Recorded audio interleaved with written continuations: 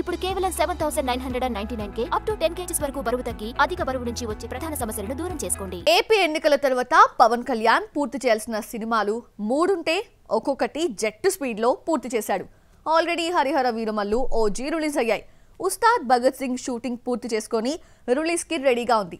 మరి next movie ఏంటి? ఈ 3 సినిమాలతో పాటే కమిట్ అయిన ప్రాజెక్ట్ ని పూర్తి చేయాల్సి ఉంది. బయటకి ఈ 3 సినిమాలే కనిపించినా కనిపించని ఆ 4వ మూవీ ఏంటి చూద్దామా? హరిహర వీరమల్లు, ఓజీ, ఉస్తాద్ భగత్ సింగ్ ఈ 3 కాకుండా పవన్ 4వ సినిమా చేయాల్సి ఉంది.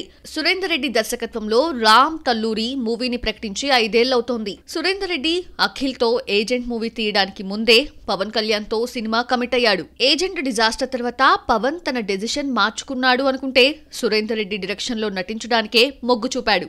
రామ్ తల్లూరి నిర్మాత కాగా సినిమా కోసం తీసుకున్న కొత్త ఆఫీస్ లో పూజ చేసిన స్టిల్స్ రిలీజ్ చేశారు. సురేందర్ రెడ్డి చిరంజీవితో తీసిన సైరా టీజర్ కి పవన్ వాయిస్ ఇచ్చాడు.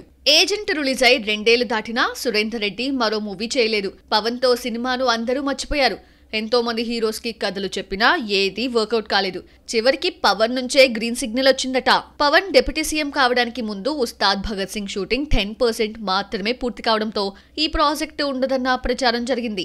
ఉస్తాద్ కి డేట్స్ ఇచ్చి 2 నెలల్లో తన పార్ట్ షూటింగ్ పూర్తి చేసేశాడు. కొత్త సినిమాకి అడ్వాన్స్ తీసుకునే ముందే ఆల్రెడీ తీసుకున్న సినిమాకి న్యాయం చేయనున్నాడు పవన్. సురేందర్ రెడ్డి మూవీ పూర్తయ్యాకే ఓజీ సీక్వెల్ లో నటిస్తాడని తెలిసింది.